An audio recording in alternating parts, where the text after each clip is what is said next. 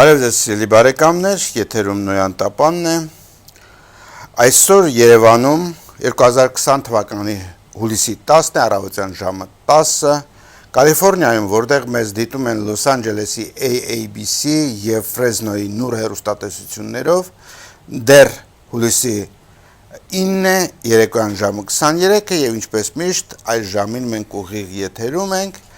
Հիշեցնեմ, որ մեր հաղորդումը հեռարձակվում է ուղիղ եթերով նաև Facebook-ով և YouTube-ով։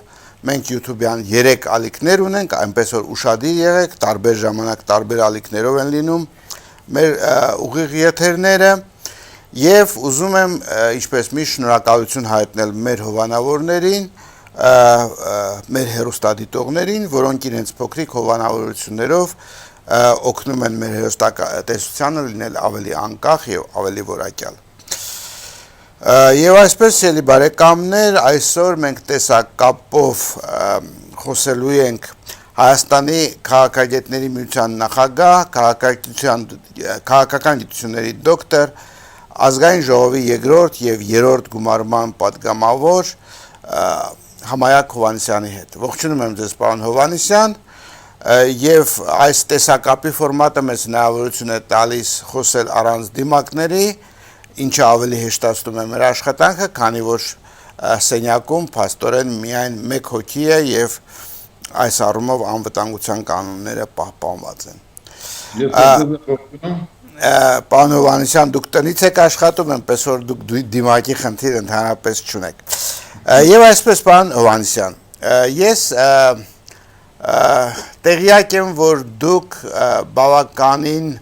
այսպես լուրջ ուշադրություն եք դարձնում Հայաստան-Սփյուռք հարաբերությունների վրա եւ օգտվելով այն հանգամանքից, որ մեր հեռուստադիտողների մի զգալի մասը այժմ Սփյուռքից է,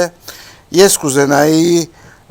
մենք սկսեինք մեր հաղորդումը հենց այդ հարցերով, ինչպես է գնահատում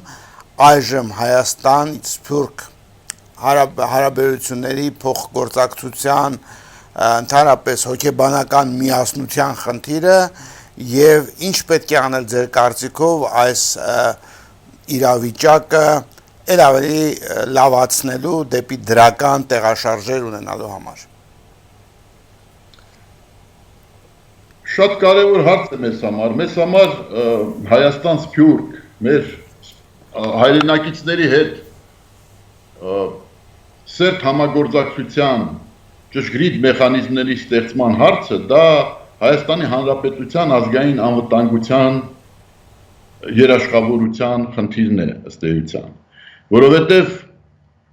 մեծ հաշվով միայն համայն հայությունը իզորու է հանդիսանալու Հայաստանի Հանրապետության անվտանգության երաշխավոր։ Ոչ մի գերտերություն, ոչ մի երկիր, որքան էլ լավ տրամադրված չլինի, որքան էլ ուրեմն խորքային դաշնակցային հարաբերություններ մենք չստեղծենք այս կամ այն երկրի հետ, այդ հարաբերությունները չեն կարող երաշխավորել մեր ազգային անվտանգությունը այնպես, ինչպես դա կարող է անել համայն հայությունը իր սեփական ուժերով, ապավինելով իր սեփական կազմակերպվածությանը, իր սեփական տաղանդին, իր սեփական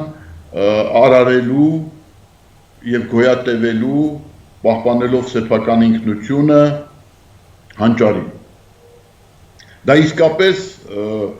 հազարամյակների ընթացքում հղկված կենսունակություն է, որը հատուկ է մեր ժողովրդին, բայց մեր ժողովուրդը նաև ունի խնդիր ճիշտ կազմակերպվելու, ինքնակազմակերպվելու, որպեսզի որևէ մեկը նրան չկազմակերպի, որովհետև մեր աշխարհասփյուռ կացությունը ոչ միայն ոչ թե ուրեմն մեր դժբախտ պատմության արդյունքում ձևավորված իրողություն է, այլ նաև առավելություն է, որից մենք պետք է պտուղներ քաղենք։ Սա այն դեպքն է, երբ իսկապես ասում են չէ, որ թույնից կարելի է դեղ պատրաստել։ Ահավասիկ այդ մեր դժբախտությունը, որը բաժին ընկավ մեր ժողովրդին ցեղասպանության պատճառով, այն է, որ մենք հոմացրիվ եղանք, բայց այսօր մեր ազգի տաղանդի շնորհիվ մեր հայրենակիցները կարողացել են ուրեմն օտար միջավայրում իրենց այնպես դրսևորել, այնպիսի նվաճումների հասնել, որ նրանք իսկապես լուրջ ներուժ ունեն այսօր ապահովելու Հայաստանի Հանրապետության, երաշխավորելու Հայաստանի Հանրապետության անվտանգությունը, երաշխավորելու Հայաստանի Հանրապետության զարգացումը եւ սա հնարավոր է անել միայն մի դեպքում, եթե հաջողվի հասնել ինքնակազմակերպման այնպիսի մակարդակի, որը թույլ կտա մեր ժողովրդին օգտագործել իր ներուժը։ Մեզ հայերիս հատուկ է նաև անհատապաշտությունը, դա գալիս է, դա այսպես ասած մեր տաղանդի կրեատիվ հոգեվիճակի եւ կրեատիվ ունակությունների հակառակ կողմն է անհատապաշտությունը։ Դրա իսկապես մարդիկ, ովքեր ունեն առաջադիմելու մեծ հնարավորություններ, նրանց դժվար է համախմբվել ընդհանուր եզրեր գտնել, դրա համար պետք է մտածեն հատուկ մեխանիզմներ։ Դա ընդհանրապես հատուկ է մարդ արարածին, որքան նա ավելի անհատապաշտ է, այնքան ավելի տաղանդավոր կրեատիվ է, բայց մյուս կողմից որքան անհատապաշտ է, այնքան դժվար է համախմբվել եւ կոլեկտիվ աշխատանքային ձևեր որդեգրել։ Դրա համար ասենք կոլեկտիվիզմը հատուկ է ոչ կրեատիվ ժողովուրդների, իսկ կրեատիվ ժողովուրդներին հատուկ է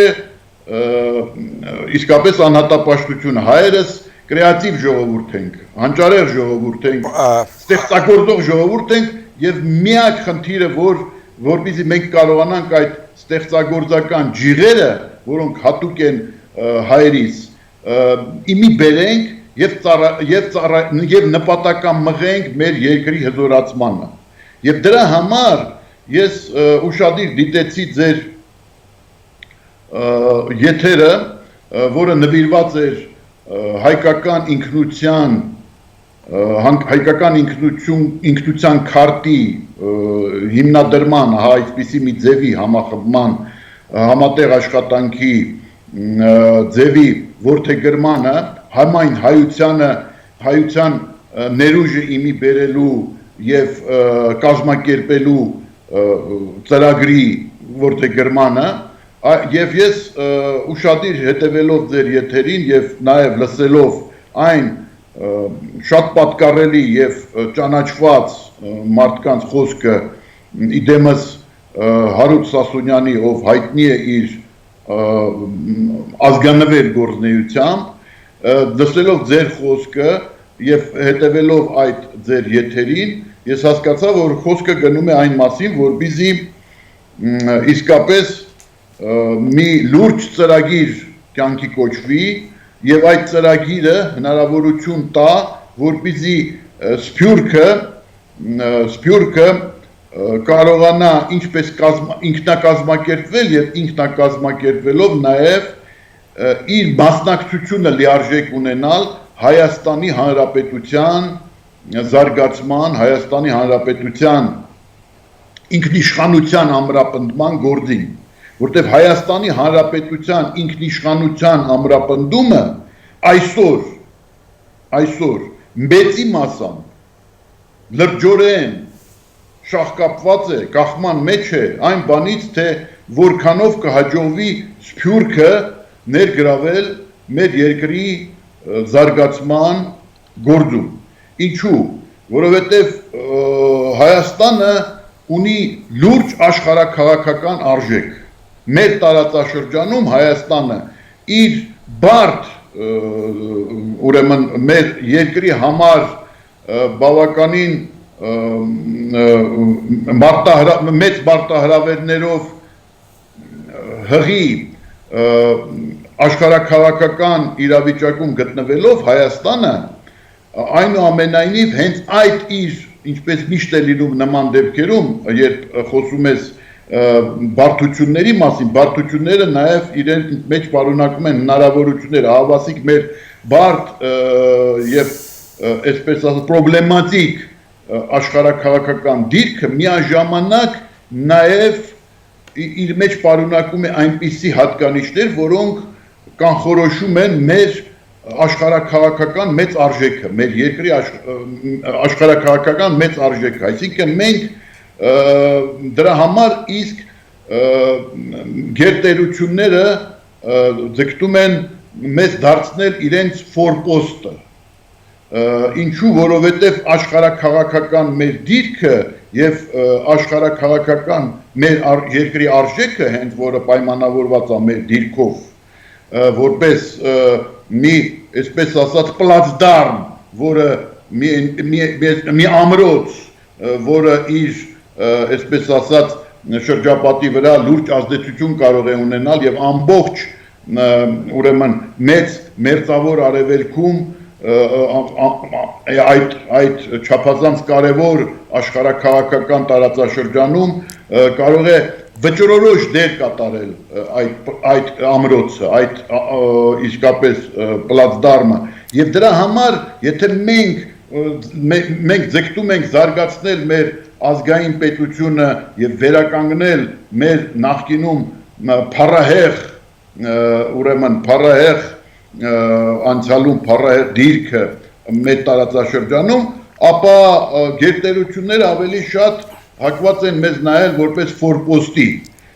որպես իրենց ոտքի համար հարմարավետ տեղի այս տարածաշրջանում ամրապնդվելու, ժեղանալու նպատակով։ Հիմա որպեսզի մենք կարողանանք դիմակայել այդ գերտերությունների հավակնություններին, մասնավորապես Ռուսաստանի հավակնություններին, որպեսզի մենք կարողանանք դիմակայել, մենք պետք է կարողանանք օգտագործել մեր ազգային ներուժը, մեր սփյուռքի հնարավորությունները, որպեսզի մեր երկրին ավելի շատ տան, քան թե մեր երկրից օգտվեն, որպեսզի մեր երկիրը կարողանա ավելի շատ ստանալ, քան թե տալ, մինչդեռ մենք միշտ մեր պատմության ընթացքում ավելի շատ տվել ենք, քան ստացել ենք, նույն ռուսների հետ փոխհարաբերություններում մենք անընդհատ տվել ենք եւ շատ քիչ ենք ստացել։ Այս իրավիճակը որպեսզի փոխվի եւ մենք իսկապես կարողանանք ամրապնդել մեր ինքնիշխանությունը, անհրաժեշտ է ստեղծել Սփյուռքի հետ այնպիսի համագործակցության մեխանիզմներ, որոնք հնարավորություն կտան լիարժեքորեն Սփյուռքին ներգրավվել Հայաստանի պետակաշինության գործին։ Այնպես մենք ենք հիմա հեռավորության վրա մասնակցում եւ քննարկում մեր հարցերը, եւ դա մեր հեռավորության վրա գտնվելը չի խանգարում մեզ ամենայն լրջմիտությամբ քննարկել մեզ հուզող խնդիրները, նույնպես այդ տարածությունները, որ մեզ բաժանում են, մեր պետականաշինության գործում չպետք է խանգարեն մեզ համագործակցելու եւ մեր պետությանը նոր ուժ, նոր ավյուն հաղորդելու համար։ Սա շատ կարևոր խնդիրներ են եւ այս խնդիրների լուծման համար մեզանում ժամանակին ներդրվեց սահմանադրության մեջ երկքաղաքացիության ինստիտուտը հենց ներդրվեց եւ սահմանադրորեն ամրագրվեց, որպեսզի Սփյուռքը մեր հայրենակիցները կարողանան ավելի ակտիվ եւ անմիջականորեն մասնակցել Հայաստանի պետականաշինության գործին։ Սակայն այդ իրավունքը երկքաղաքացիության միս ու արունջ ստացավ, ինչու, որովհետև նույնիսկ պասիվ ընտրելու հնարավորությունը, պասիվ, այսինքն ոչ թե ընտրվելու, այլ ընտրելու, այսօր չի օգտագործվում, վերջին ընտրություններին ուրեմն երկքաղաքացիները եւ քաղաքացիները Հայաստանի Հանրապետության, ովքեր ապրում են Սփյուռքում, հնարավորություն չեն ունեցել մասնակցելու, վերջին ընտրություններին, Դա պատճառաբանվում էր տեխնիկական դժվարություններով եւ այլն, անհնարինությամբ դրսում կազմակերպել ընտրություններ եւ դրանով իսկ ինչ է ստացվում, երկքաղաքացիության ինստիտուտը հնարավորություն չի տալիս, որպեսզի երկքաղաքացիություն ձեռք բերած հայերը ընտրվեն պետական մարմիններում ներգրավվելով Հայաստանի Հանրապետության, ոչ էլ հնարավորություն է տալիս ընտրելու։ Այսինքն մեծ հաշվով սա մնաց առանց միսուարյուն այս իրավունքը։ Եվ հիմա պետք է իսկապես դա հաշվի առնելով, որ այդ բարի ցանկությունը չնայած սահմանադրությունում իր արտացոլումը գտավ, բայց չկարողացավ ստանալ միսուարյուն եւ առ այսօր Սփյուռքը իր տեսակետը, իր դիրքորոշումը հասցնել եւ դարձնել քաղաքական որոշումների կայացման կարևորագույն գործոն չի կարողացել, այդ պայմանները չկան, դուք ահավասիկ հաշվի առնելով այս ամենը եւ նաեւ շատ ճիշտ դուք վկայակոչեցիք ձեր այդ ելույթում պարոն Հարությունյան, որ հայ-թուրքական արձանագրությունների ստորագրման այդ խայտառակ ուրեմն իրավիճակում Սփյուռքը հնարավորություն չուներ իր դիրքորոշումը արտահայտելու, այսինքն իր դիրքորոշումը ամբողջականացնելու, ներկայացնելու եւ որևէ ձևով Սփյուռքի տեսակետները, տրամադրությունները հաշվի չառնվեցին, ինչու որովհետեւ այդ տրամադրությունները արտահայտող, այդ տրամադրությունները արտահայտելու համար լիազորված մարմին չկար, միասնական մարմին, որը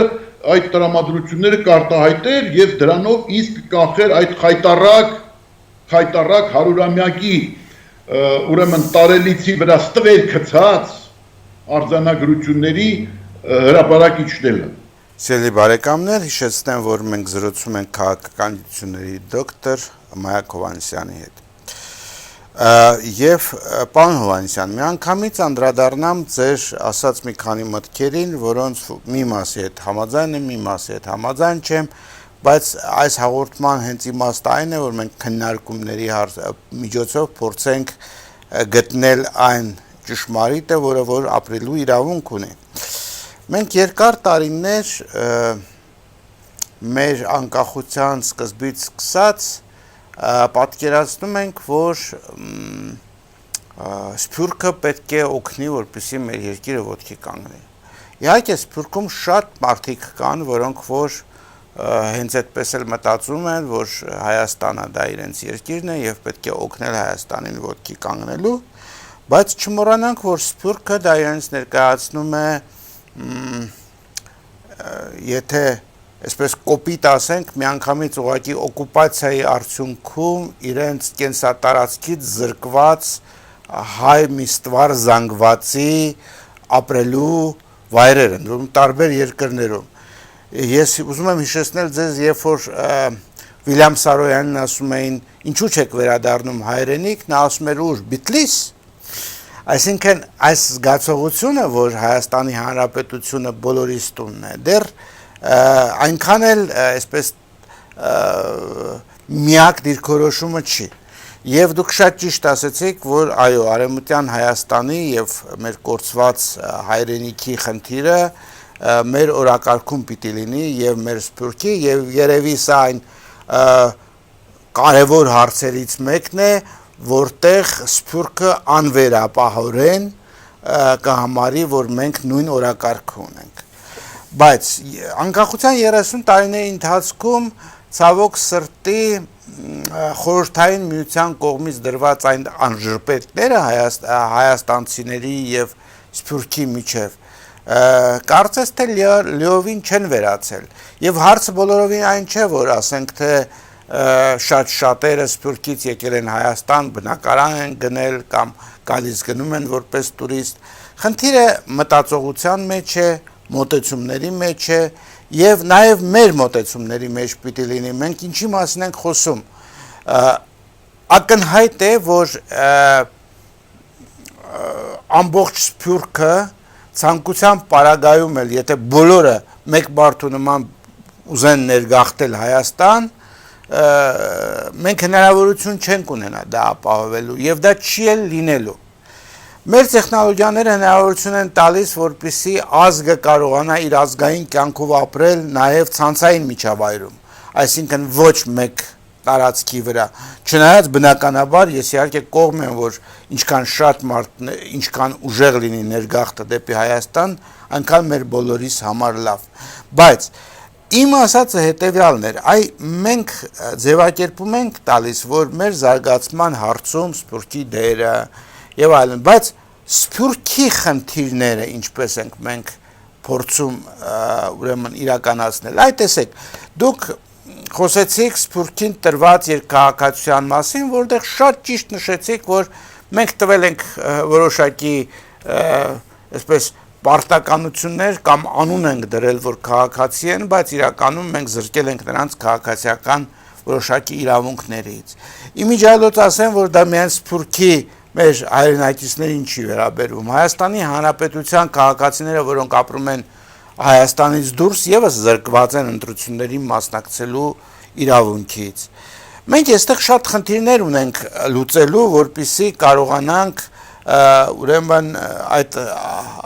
խնդիրները հաղթահարել։ Եվ HiID-ին, ինչպես դուք նշեցիք, այո, HiID-ի հիմնական առավելությունը այդ գաղափարի, այդ իդեայի, եթե այդ իրագործումը կայանա, դա նա է, որ մենք կարողանալու ենք օժտել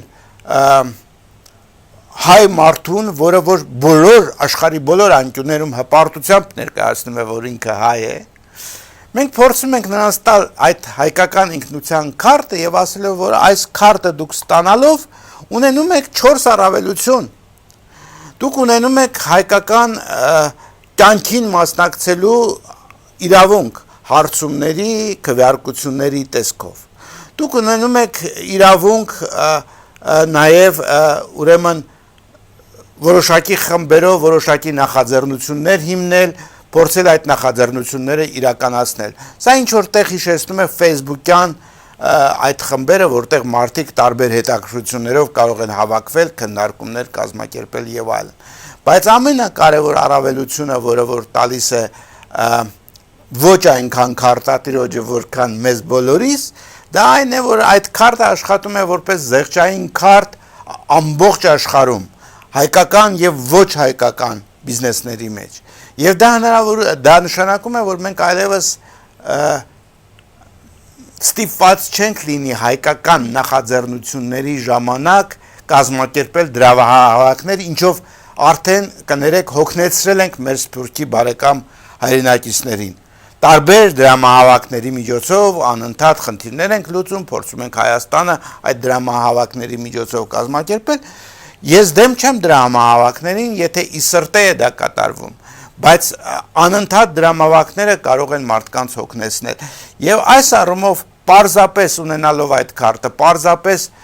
գնումներ կատարելով, պարզապես ծառայություններ ստանալով, մարդիկ եւ իրենց համար են աշխատում այդ զեղչերը եւ աշխատում են ընդհանուր այդ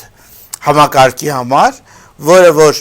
ոչ պրոֆիտ կազմակերպություն է, այսինքն որը հասարակական կազմակերպություն է, նա սեփականություն չի, եւ այդ հավաքված գումարները իհարկե կաշխատեն եւ հայկական խորհրդարանի ձևավորման, հայկական խորհրդարանի ձևավորումից հետո հայկական խորհրդարանի կողմից արված որոշումների կայացման, ինչպես նաև տարբեր բարեգործական հայկական պրոյեկտների իրականացման համար։ Իսկ այդ գումարները բավականին մեծ են, պարոն Հովհաննիսյան։ Օրինակի համար մեր հաշվարկները ցույց են տալիս, որ 100,000 քարտապան ունենալու դեպքում, 100,000 քարտատերի դեպքում, օրինակ վերցնենք նույն Ամերիկայի Միացյալ Նահանգների Գլենդելի տարածքը, եթե ամեն մարդ Գլենդելում օրինակի համար 100,000 բնակիչներից ամսական ընդամենը $25 գնում կատարի, ես չեմ ասում $25 նվիրատվություն կամ ինքը գնում է կատարում, որից ինքը զեղչ է ստանալու, ասենք $25-ից այդ $2.5 զեղչ է, որ ստանում է, անգամ այդ պարագայում մենք արդեն ամսական ունենում ենք ուրեմն հավաքված գումարներ մոտավորապես $1 միլիոն տեսքով, որոնք ոչ արդեն համեմատելի են նույն Հայաստան հիմնադրամի հավաքած գումարների հետ, որոնք տարեկան հավաքվում են, ասենք թե 7, 8, 10 միլիոն, 12 միլիոն այս կարգի։ Այսինքն սա բավականին լավ մեխանիզմ է, ես կներեք, որ այսքան երկար խոսեցի, բայց ես ուզում եի անդրադառնալ հենց ձեր այն մտքին, որ երկպալատանի պարլամենտ կամ մեկ պալատանի պարլամենտ։ Այս գաղափարը իհարկե հետաքրքիր գաղափար է, բայց այս գաղափարը Հայաստանի տեսակետից է ներկայացված։ Հայաստանն է պատկերացնում, որ սփյուռքի քաղաքացիներին տալիս է հնարավորություն ունենալ Հայաստանի կյանքին մասնակցելու պարլամենտ, բայց չէ որ մենք ունենք բազմաթիվ հարցեր Սփյուռքում լուծելու համար, եւ Սփյուռքի պարլամենտը գուցե ինքը պիտի որոշի, ինքը ուզում է դառնալ երկրորդ պալատ Հայաստանի պարլամենտում, թե ուզում է լինել լրիվ առանձին մարմին։ Վերին պալատ։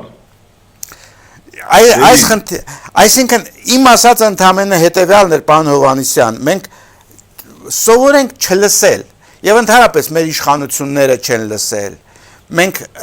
մեր քաղաքագիտական մտքերը, մենք սովոր չենք, որպեսի մարդկանց լսենք։ Այ օրինակ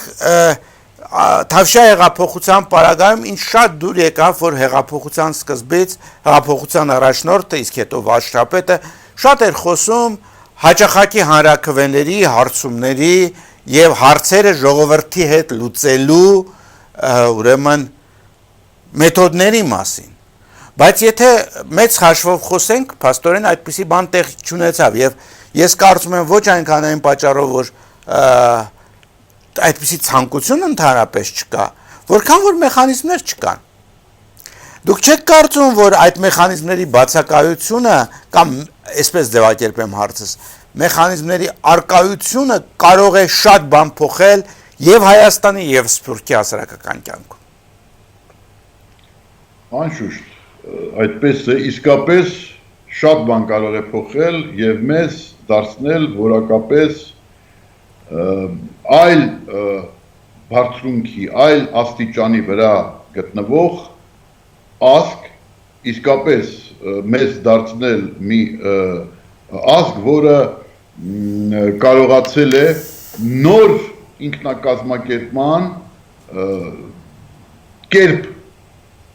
ստեղծել եւ ներկայացնել աշխարհին։ Սա իսկապես մեզ դարձնել գլոբալ մի ազգ, որը միաժամանակ եւ լիովին կարողացել է իր ազգային զարգացման ծիրում օգտվել այս գլոբալ զարգացումների առավելություններից եւ մյուս կողմից չկորցնել իր ազգային ինքնությունը եւ պահպանել այն։ Այսինքն մենք կարող ենք այս առումով օրինակ ծառայել բոլոր մյուս ազգերին, թե ինչպես է հնարավոր գլոբալ աշխարհակարգում զբաղեցնելով,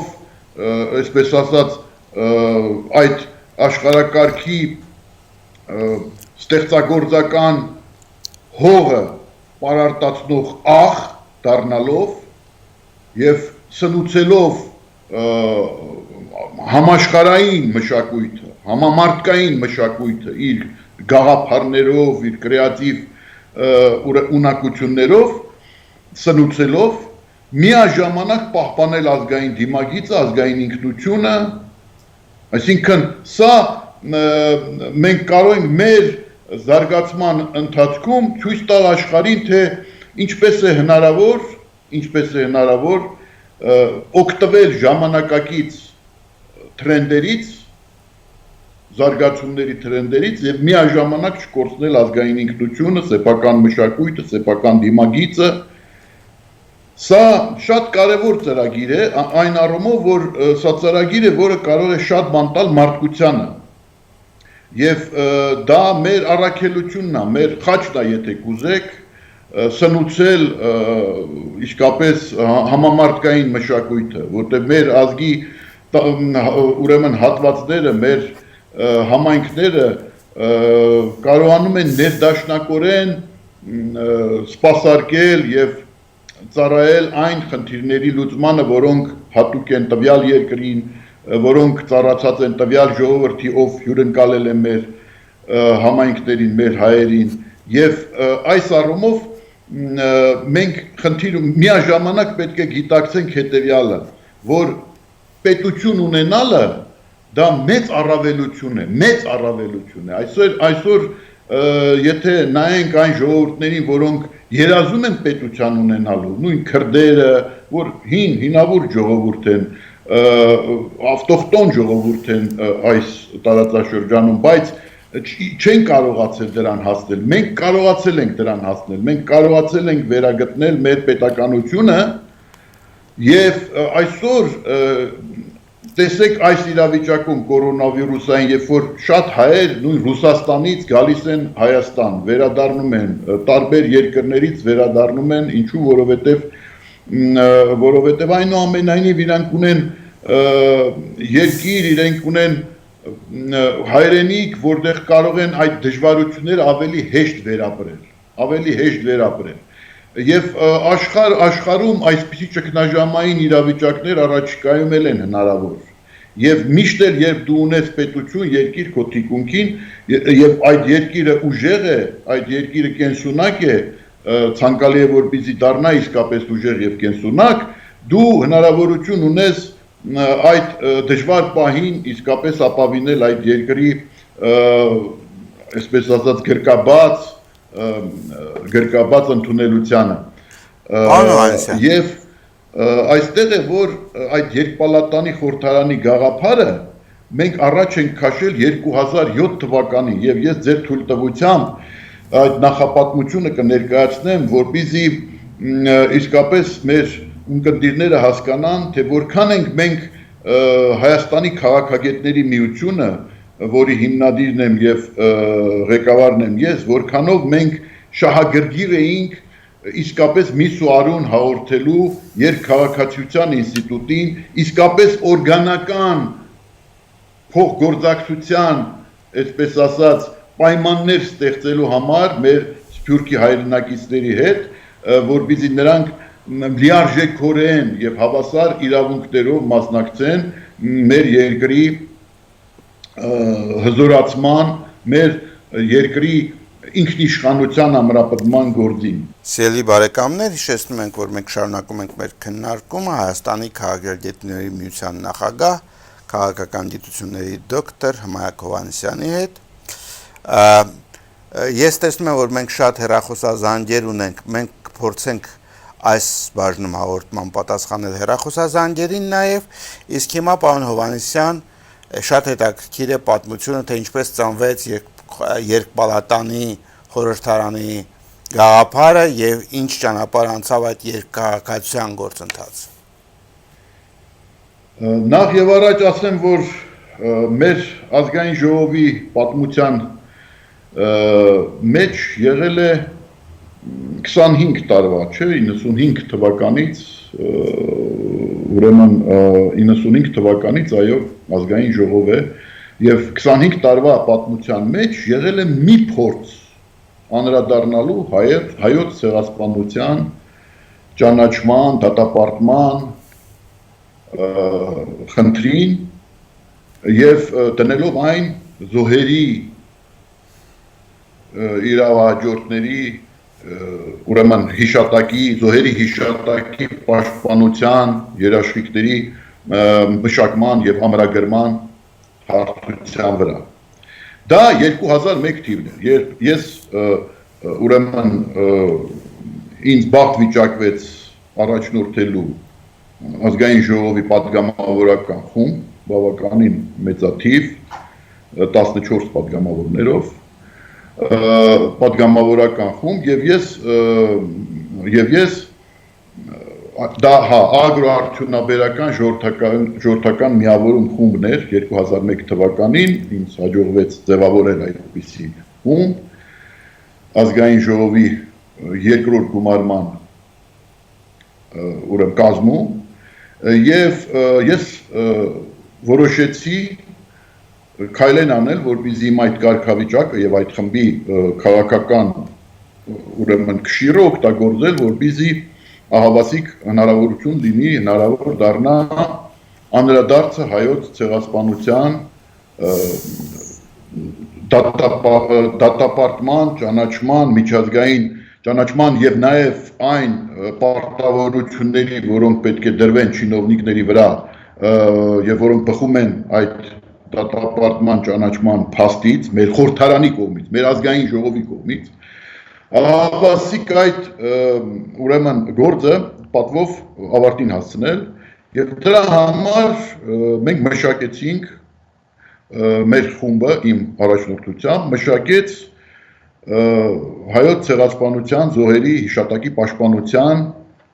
իրավական երաշխիքների մասին Հայաստանի Հանրապետության օրենքի նախագիծ։ Ուրեմն Թուրքիայի կողմից իրականացված հայոց ցեղասպանության զոհերի հիշատակի պաշտպանության իրավական երաշխիքների մասին օրինագիծ եւ ես ուրեմն բոլոր խմբի անդամներին պարտավորեցրեցի, որպեսզի նրանք ելույթներ ունենան եւ ամեն մեկը ելույթ է ունեցել, այդ ելույթները կան,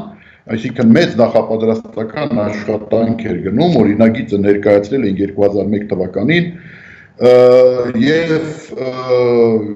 ուրեմն ես անձամբ հանդիպել եմ եւ վեհապարի հետ եւ ազգային ուրեմն ակադեմիայի Հայաստանի ազգային ակադեմիայի նախագահի հետ, նախագահության անդամների հետ, նախագահության ուրեմն վերաբերմունքն է եղել, որը հղել են ազգային ժողովի նախագահին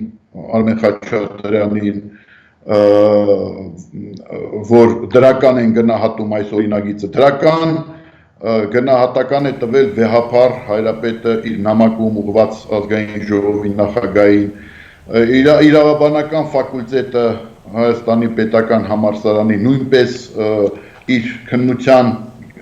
քննությանն էր վերցրել այդ օրինագիծը եւ դրական եզրակացություն է տվել, ինչպես ես ասացի, ակադեմիայի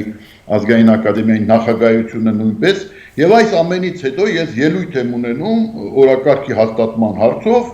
եւ քվեարկության եմ դնում ազգային ժողովում, քվեարկության եմ դնում այս օրինագիծը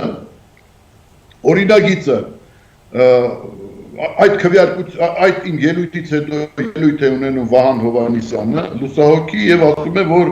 ուրեմն իսկապես պետք է քվեարկել այս օրինագծի օգտին եւ որպեսզի այն մտնի օրակարգ եւ այլ ելք չկա, որովհետեւ այս կատարված աշխատանքից հետո անկախ նրանից թե ով ինչպես է գնահատում, որովհետեւ այն տեսակետն էր գերիշխում Հայաստանում, որ այդ գործով պետք է զբաղվի Սփյուռքը, ոչ թե Հայաստանի Հանրապետությունը։ Այդ տեսակետը 90-ական թվականներից գալիս է եւ 90-ական թվականներից այդ տեսակետը իհարկե որոշ մեղմացումների է ենթարկվել, որոշ հղկումների, բայց մեծ հաշվով ես ձեզ ասեմ, որ այդ ուրեմն տեսակետը գերիշխում էր, այնքան էր գերիշխում, որ կառավարությունը այն ժամանակ տվել էր բացասական եզրակացություն, ոչ նպատակահարմար համարելով այս օրենքի ընդունումը,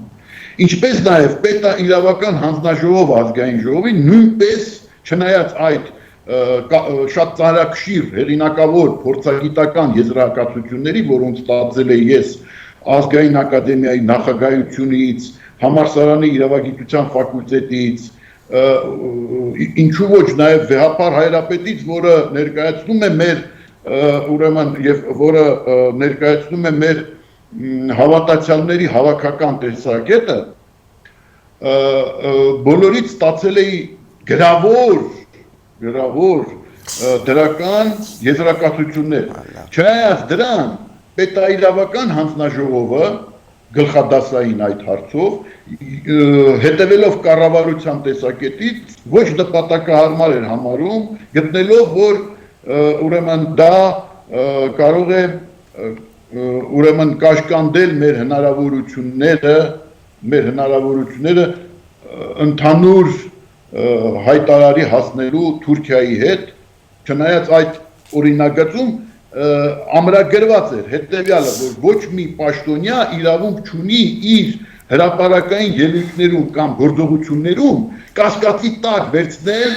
հայոց ցեղասպանության պատմական փաստը եւ նաեւ ամրագրված էր, որ հայոց ցեղասպանության ժխտումը կամ կասկածի տակ դնելը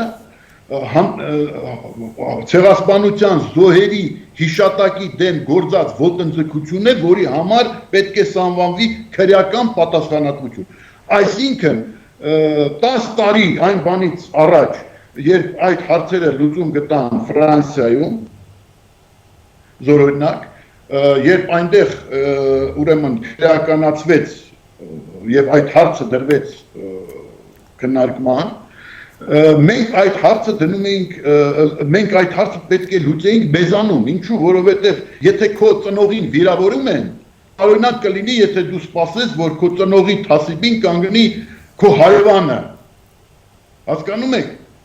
դա տարօրինակ կլինի, մեր ազգի համար ես գտնում էի, որ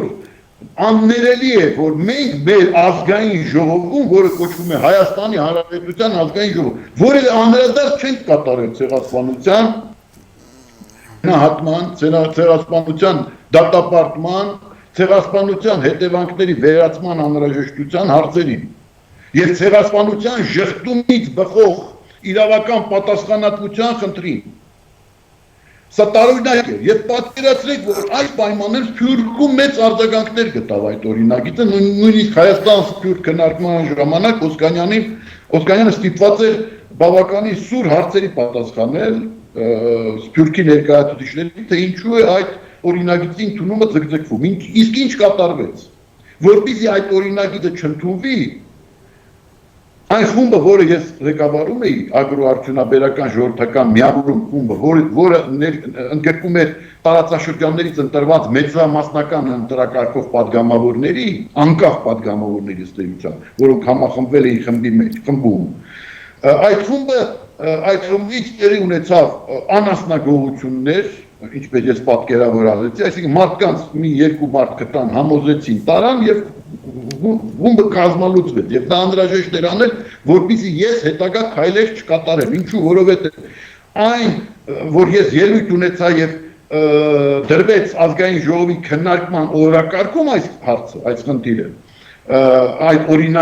օրինագծի ընդունումը դրվեց ազգային ժողովի օրակարգում, արդեն ազգային ժողովի ղեկավարությունը պարտավոր էր այդ նստաշրջանի ընթացքում վերջնականապես ուրեմն առաջի եւ երկրորդ ընթերցման դա քննարկել եւ ընդունել։ Այդ տարբերակ չկա։ Պարոն Հովհաննիսյան, քանի որ քանդեցին, ուրեմն ես հիմա ավարտեմ, քանի որ խումբը կազմալուծվեց, քանի որ այնտեղից տեղի ուներ, ես ինչու եմ ասում, սա տեղի եւ այդտեղ է որ Սփյուռքի հավաքական կարծիք կարող է վճռորոշ լինել։ Եթե այդ ինստիտուտը լիներ, այդ կարծիքը արտահայտելու ինստիտուտը լիներ, այսինքն եթե լիներ մի համազգային կառույց, որը ընդգրկեր ուրեմն Սփյուռքի մեծամասնությանը եւ որը լիազորված լիներ խոսելու Սփյուռքի անունից, դա կոչենք խորհրդարան, խորհուրդ, ուրեմն հայկական ինքնության միավորում կամ միություն կարևոր չի անվանումը, բայց որ լիներ այդ լիազորված խոսելու Սփյուռքի անունից ինստիտուտը, որը իր ձայնը կբարձրացներ, երևի թե այդ բանը չէին անի, բայց ինչու դա արեցին, ես հիմա ասեմ ինչու արեցին, ինչու չուզեցին, որպեսզի այդ օրինագիծը ընդունվի, որտեղ եթե այդ օրինագիծը ընդունվեր 2001 թվականին, եթե այդ օրինագիծը ընդունվեր, չէին կարողանալու Սերժ Սարգսյանը ստորագրեր այդ հայ-թուրքական արձանագրությունների տակ։ Այդ արձանագրությունները եւ ոչ մի հայ պաշտոնյա քննարկելու իրավունք չէր ունենա։ Այդ իրավունքից զրկված կլիներ, որտեղ այդ օրինագծում կար կետ, որը արգելում էր Հայաստանի Հանրապետության պաշտոնատար անձանց որևէ տեղ, որևէ ձևաչափով քննարկել հայոց ցեղասպանության, լինի դա պատմաբանների հանձնաժողով եւ այլն ստեղծման միջոցով քննարկել հայոց ցեղասպանության լինել չլինելու հարցը, որտեղ դա պատմական փաստ է, անժխտելի փաստ է եւ այդ փաստի ուրացումը ոտնձգություն է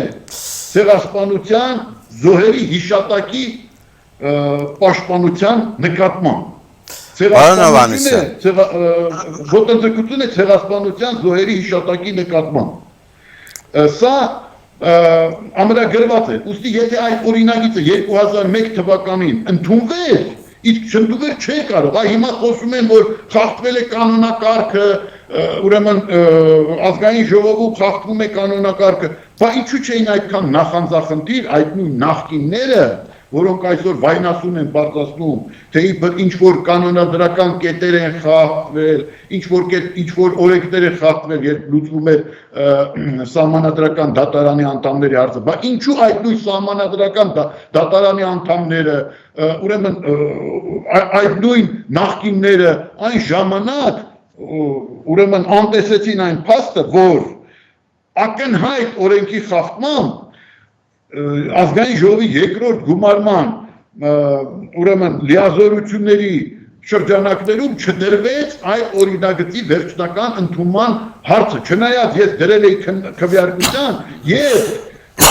այդ օրինագիծը մտել էր օրակարգ եւ նրանք պարտավոր էին դնել քվեարկության առաջին եւ երկրորդ ընթերցմամբ ընդունելու համար, բայց դա չարեցին, որպեսզի տարիներ անց հնարավոր լինի ստորագրել այդ խայտարակ հայ-թուրքական արձանագրությունները եւ դրանով իսկ ոտնձգություն կատարել մեր ուրեմն զոհերի հիշատակի նկատմամբ այն ոտնձգությունը կատարել, որը մենք ձգտում էինք արգելափակել։ Ահավասիկ տեսեք, այս փորձով 2007 թվականին, որպեսզի ես հասկանալով այն, որ ուրեմն այս խայտարակ պատմությունների կրկնությունից եւ կարծես թե կանխատեսելով հայ-թուրքական այդ արձանագրությունների ի հայտ գալը, ես 2007 թվականին ուրեմն մի շարք հրապարակումներով գրեթե բոլոր հայաստանյան ամենամեծ տպաքանակը ունեցող թերթերում, ուրեմն 168 ժամ, ուրեմն հայոց աշխարհ այն ժամանակ իրավունք եւ այլն այդ թերթերը մեծ տպականակներ ունեն։ Գրեթե բոլոր թերթերը, նաեւ ռուսերեն, Գոլոս Արմենի հրապարակեցի այդ հոդվածը ինչու է Հայաստանին անհրաժեշտ երկպալատանի խորհրդարան։ Ահավասիկ այս ուրեմն հոդվածը մեծածավալ, որտեղ հանգամանալից ներկայացրեցի այդ հարցը, թե ինչու է անհրաժեշտ։ Ահավասիկ անհրաժեշտ է, որպեսզի Սփյուռքը իսկապես կարողանա, որտեղ եթե մեզ համար առաջնային է Արցախի ինքնորոշման ճանաչման հարցը, Սփյուռքի համար առաջնային է, այո, այն ինչի մասին ասում էր ուրեմն Վիլյամ Սարոյանը, մեծն Վիլյամ Սարոյանը, որ ես իմ հայրենիքը Բիթլիսն է, հիմա ես էլ Վանեցու թոռ եմ, իմ հայրենիքն էլ Վանն է։ Հասկանում եք, այսինքն, եթե ստորագրում եք հայ-թուրքական արձանագրություններ, դրանով դուք ինձ զրկում եք այդ իմ երազած հայրենիքից։ Երազած է, բայց երազները ուրեմն սովորություն ունեն նաև կյանքի կոչվելու եւ նրանք, ովքեր հավատում են ամերիկյան երազանքին, պետք է որ նաև հավատան հայկական երազանքին։ Եվ դրա համար իհարկե եթե ստեղծվի, եթե երկպալատանի խորհրդարան լիներ, այնպես ինչպես ես առաջարկում էի, այսինքն խորհրդարանը ազգային ժողովը ունի երկու գործառույթ, ներկայացական գործառույթ եւ օրենսդրական գործառույթ։ Ուրեմն այդ գործառույթները պետք է ներկայացվեն երկու պալատների կողմից։ Վերին պալատը պետք է իրականացնի ազգային ժողովի ներկայացական մարմին, բարձրագույն ներկայացական մարմին լինելու գործառույթը։ Եվ վերին պալատում, որը պետք է ձևավորվի մետամասնական ընտրակարգով, պետք է ներկայացված լինեն համայնքները, դա պետք է լինի ներկայացուցիչների պալատ կամ համայնքների պալատ, վերին պալատ։ Ստորին պալատը, որը պետք է ձևավորվի համամասնական սկզբունքով եւ կուսակցությունները պետք է մասնակցեն իրենց ցուցակներով այդ ընտրություններից, իր վրա պետք է վերցնի ազգային ժողովի օրենսդիր գործառույթ, օրենսդիր ֆունկցիան։ Պարոն Հովհաննիսյան, ես ցավոք սրտի պիտի ընդհատեմ ձեզ։ Այստեղ կար դժվարությունը որն է, ինչպես պետք է կազմակերպեն այդ ընտրությունները վերին պալատի։ Վերին պալատի ընտրությունների կազմակերպումը դժվար հարց է, եւ դուք այդ հարցի պատասխանը այդ հարցի